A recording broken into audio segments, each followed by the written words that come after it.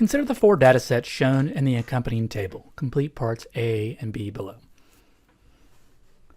So let's click on the table here.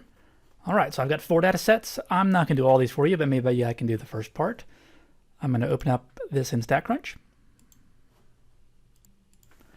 And it wants us to find the correlation coefficient. So we're going to go over here to Stat, Regression, and Simple Linear. Select x1 for the x variable and y1 for the y variable. We are not going to run an hypothesis test on this. Just go ahead and press compute.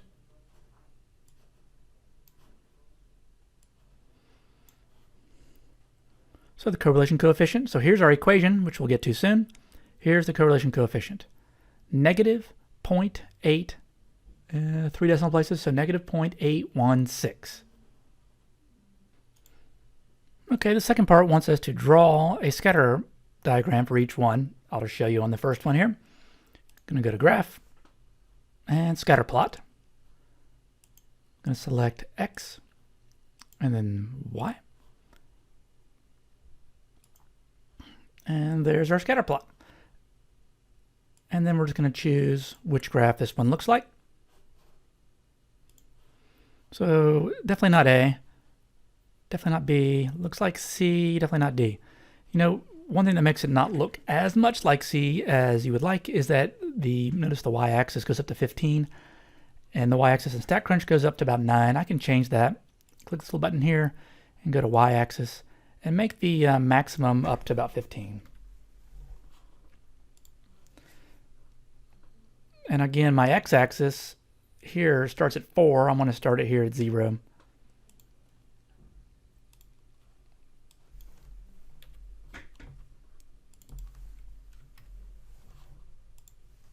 Okay, again, that was not necessary. Let me change that y-axis again, make that minimum 0.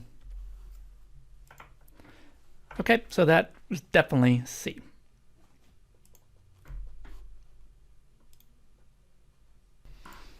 Now this is a really, really important problem. I mean, I just showed you the mechanics of it, but run through this problem and really try to see what just happened.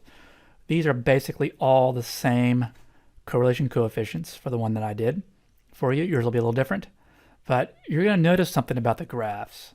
So it is so important that not only do we compute the correlation coefficient, but really even before we do that, we need to create our visuals to see if it even makes sense to compute a correlation coefficient. So I hope that helps.